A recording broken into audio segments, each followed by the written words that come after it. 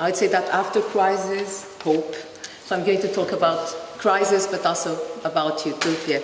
And as you may know, we commemorated last year the 500th anniversary of the publication of Thomas More's Utopia. And so I thought that I could share with you my reflection on the importance of this work, and particularly on the aspects which, from my point of view, validate this idea that we should. Oh, sorry, okay. I share with you my reflection on the importance of this work, and particularly on the aspects which, from my point of view, validate this idea that we should go back to Thomas More's Utopia, that we should revisit it 5 centuries later.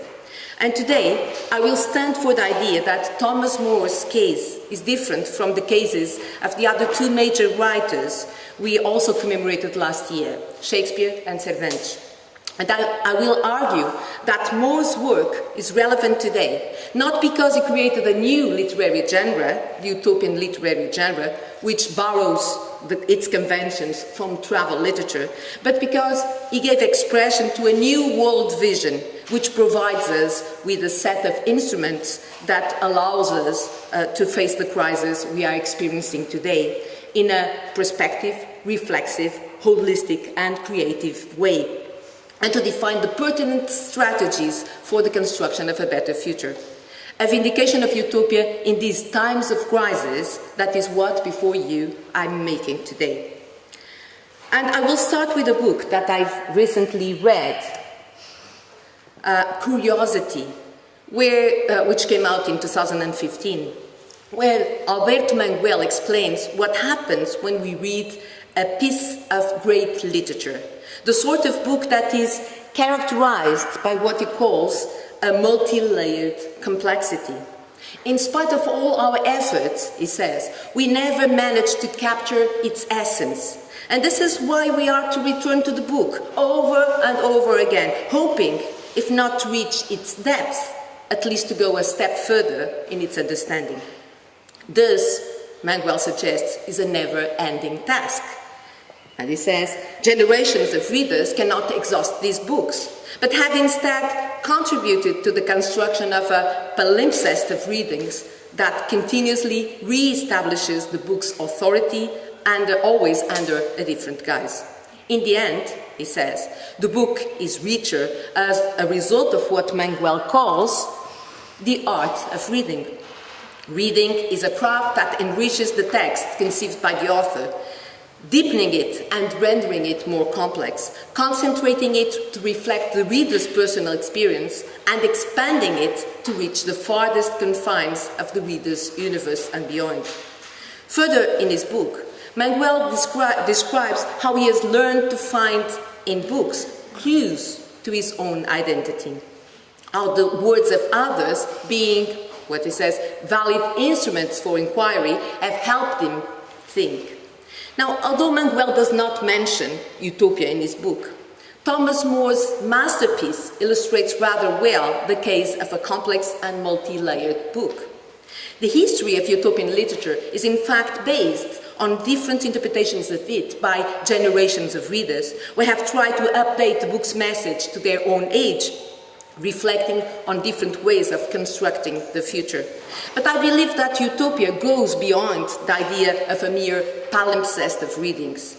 I find in Thomas More the qualities that Michel Foucault acknowledged in Karl Marx and Sigmund Freud when he depicted them in What is an Author as founders of discursivity, claiming that they have produced the possibilities and the rules for the formation of other texts. I'm not thinking here of the fact that Thomas More invented a new literary genre with a set of narrative conventions. I'm thinking instead of the way More offered a totally different perspective on the world, no doubt framed by the age he lived in and for the advancement of which he contributed, namely by the way humanism valued the agency of human beings. This new perspective, which in rigor corresponded to a revolution in thought, had as its foundation act a practice of thinking where the discourse on the other is centered on oneself. In true fact, as Adri Hatfield has noted, The inhabitants of the island of Utopia are dislocated Europeans. Describing the characteristics of the text by the founders of discursivity, Foucault further clarifies that these are texts we are always to go back to. He suggests, however, that the return is not a historical supplement which would be added to the discursivity or merely an ornament. On the contrary, it constitutes an effective and necessary task of transforming the discursive practice itself. This, according to Foucault, would be the main difference between the revolution in thought orchestrated by Freud or Marx and revolution motivated by scientific discoveries. And he says, a re-examination of Freud and Marx will inevitably result in changes in Freudianism and Marxism, whereas to re-examine Galileo's texts would not bring a change in mechanics.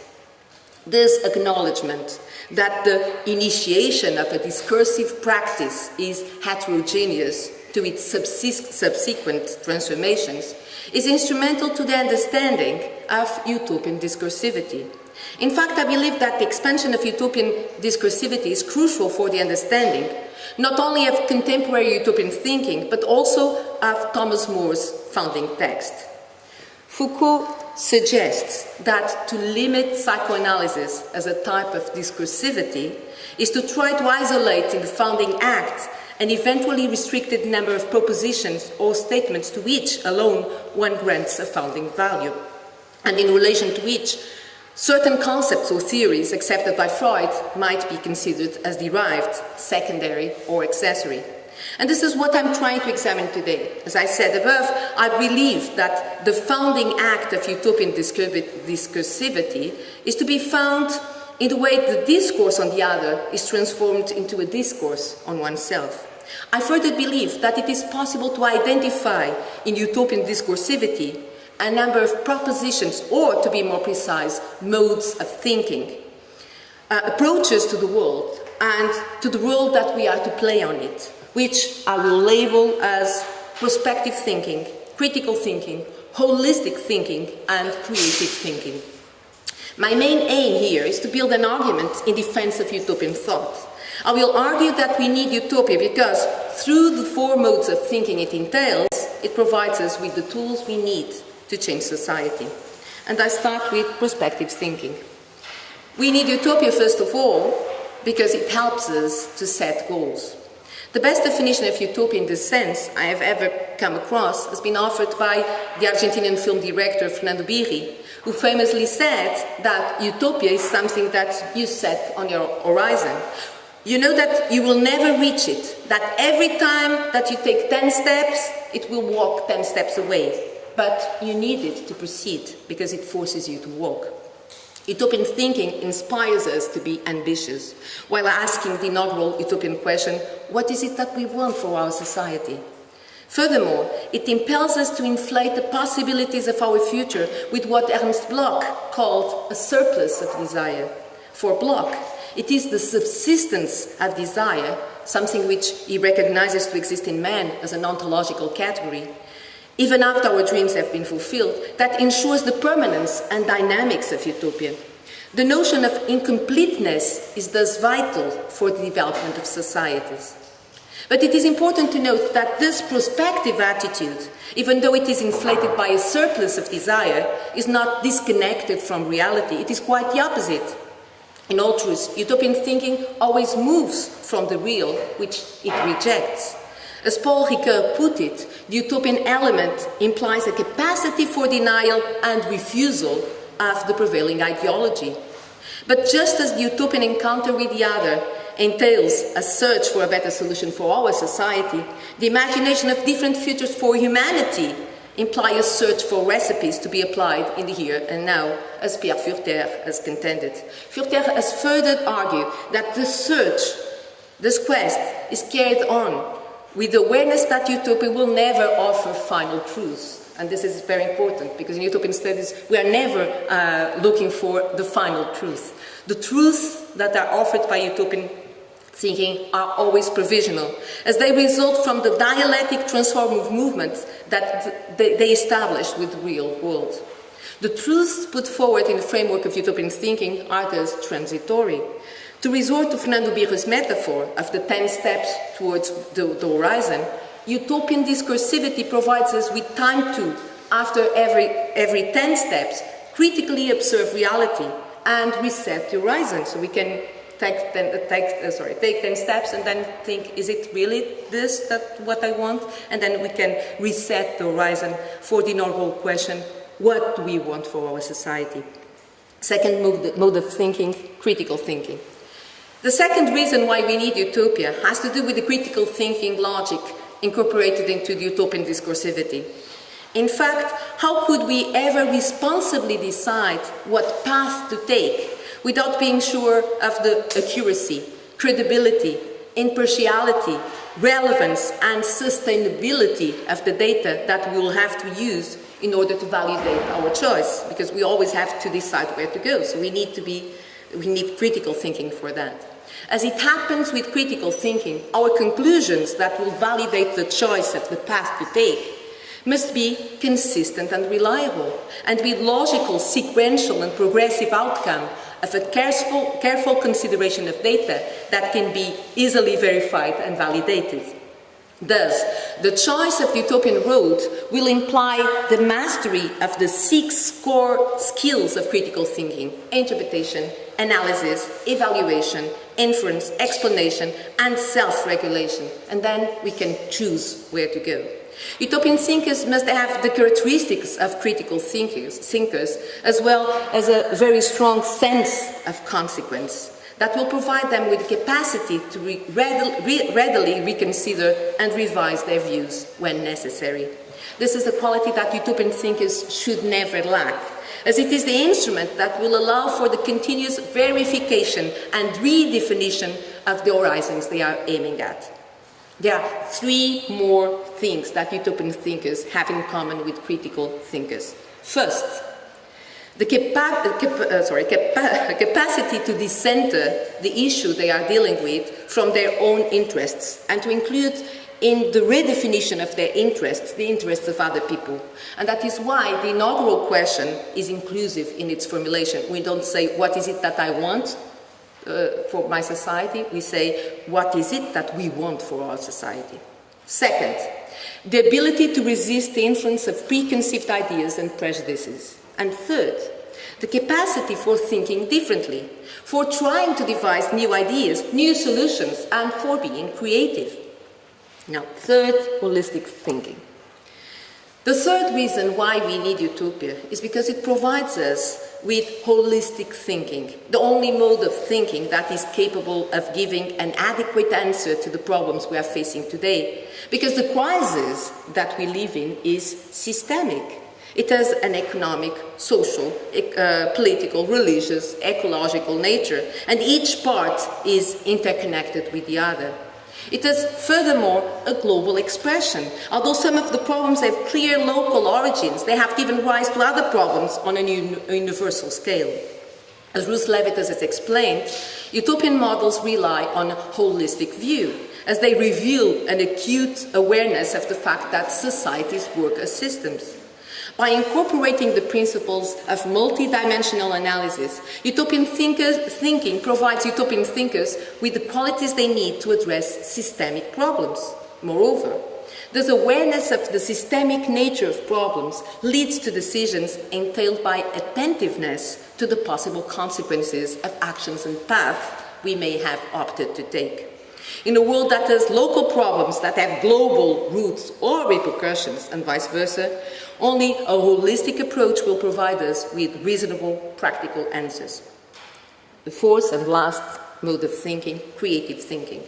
Finally, we need utopian thinking because by inviting us to think about alternatives, it fosters creativity. Utopian accounts always involve estrangement, as they confront us with a diversity of new possibilities, with the description of multiple worlds that test a myriad of what-if hypotheses. This exposure to difference is of paramount importance. With utopian thinking, we escape the mere replication of existing knowledge and walk towards the creation of new knowledge. And this is, from my point of view, I would say the most important part, that we are creating new knowledge by adopting a utopian thinking view. But as Boaventura de Sousa Santos explains, utopian thinking does not require us to invent something radically new, something radically different. What utopian thinking requires us to do is to combine what already exists in new ways and in new scales. It is thus a matter of taking to the center what used to be on the margins and to devise the consequences of that change. The problem is, as Ivan Illich explained in Tools for Conviviality, that our brain has been so deformed by the society that we live in and by our habits of thought that we do not even dare to think about other possible forms of organization. The question is thus that we are used to accepting that there is just one way of using things, but there is always not one way, but at least two ways of using, for instance, a scientific discovery, two ways that are fundamentally contradictory. We give the example not of a scientific discovery, but of a hammer. With a hammer, we can either build or destroy. According to Illich, we have been trained to accept instead of to imagine. We have almost completely lost the power to dream of a world where all people would have the right to speak and to be heard, where there are no limits to creativity, where everyone and every single person may change his or her life. And I come to my conclusion. Utopian discursivity has no doubt changed since the publication of More's Utopia, as far as the solutions and strategies that have been put forward by the different authors that have contributed to the Western utopian literary tradition. But from my point of view, that change, and I'm saying this because I did not, of course, have time to explore that, but of course Thomas More's Utopia is completely different from the utopias that are written nowadays. But from my point of view, that change has not affected the utopian approach, the utopian way of thinking, and the utopian way of looking for solutions. That change has mainly to do with an evolution in the way of devising possibilities for the human being to act and transform society. Thomas More expressed in his Utopia the really incredible discovery that occurred in the Renaissance, that the human beings can decide their destiny, that they can decide their lives. This discovery took place after the Middle Ages, when the human beings believed that God decided our destiny, and that is why this discovery is so amazing. That's what he discovered. We can decide our destiny. One should not forget, however, that Renaissance humanism was informed by a Christian worldview, and thus by the idea of the original sin.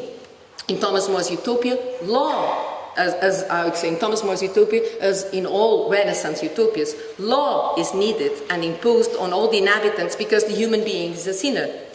Law is needed because it ensures social order. Now, in the 18th century, with the Enlightenment, Uchronia is born. This idea that human being, with his capacity for infinite progress, will reveal his qualities and will be able to create, without resorting to restrictive laws, a peaceful society. So in the 18th century, we have this idea that we will have a better society as a result of a more perfect human being. In the 19th century, Marxism contributes to utopian thinking with a new idea, that of revolution. A revolution which will change social order by abolishing private property. And so the idea that we have in the 19th century is that the abolishment of private property will result in the birth of a new human being. And today, that we are experiencing a period of our history when the human being is placed more than ever at the center of the universe. Utopias are once more based on the idea that change will result from human action. But let us go back to Foucault and what he said about the founders of discursivity. The texts that have been written by founders of discursivity, Foucault says, are texts that we go back to over and over again. Although, and I've already shown this slide before, but now I want to comment on that. However, what Foucault says, that return is not to be seen as a historical supplement which would be added to the discursivity or merely an ornament. On the contrary, it constitutes an effective and necessary task of transforming the discursive practice itself. The contemporary discursive practice itself, the contemporary utopian discursivity that expresses itself through utopian, dystopian, heterotopian, hyper-utopian texts, is necessarily different in terms of matter and substance from Thomas More's inaugural work. But the way of thinking, the way of addressing problems, it remains. Contemporary utopianism is different from More's utopianism in the same way, and now resorting for this example to Foucault, that contemporary Marxism is different from Marx's Marxism. The mechanics of imagination, the approach to the problems are, however, still the same. And that is why, when we read Thomas More's Utopia, we still find useful tools for addressing the crisis we are facing today. Thomas More wrote his masterpiece in a period of European history where people were looking for solutions for problems that we are facing today. The problem of hunger, the abandonment of rural areas, an unbridled thirst for power on the part of those who govern us, the ineffectiveness of judicial and law enforcement institutions. In the multi-layered complexity of Thomas More's work, and now I'm going back to where I started, to Albert Manguel. In the multi-layered complexity of Thomas More's work, we find the answers for the challenges we are facing today. And that is why we need utopian thinking. Addressing the delegates attending a conference that took place at the University of Porto last year, Lyman Tower Sargent put forward an argument in favor of utopian thinking that I would like to revisit today.